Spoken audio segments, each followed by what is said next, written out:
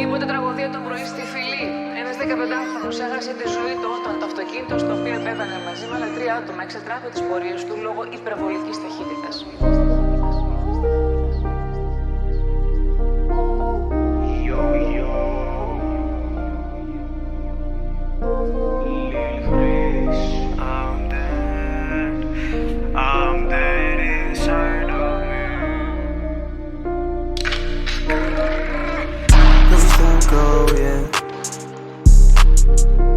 Please don't go, yeah.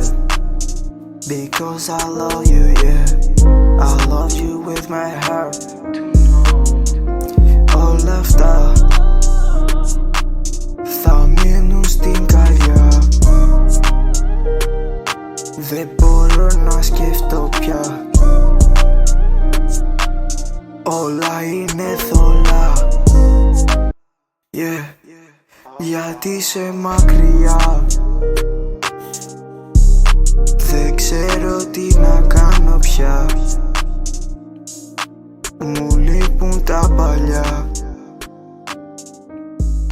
Μου λείπουν οι αγκαλιές.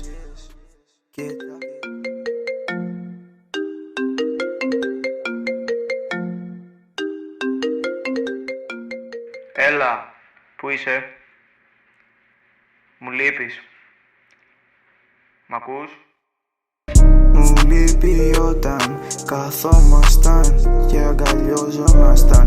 Ήμασταν, σκεφτόμασταν σαν ένα, yeah. Ήμασταν σαν ζευγάρι που δεν θα χωρίζει. Αλλά κοίτα πλέον δεν μπορούμε, yeah, να το καθορίσουμε. Σε θέλω πίσω. Σε θέλω πίσω.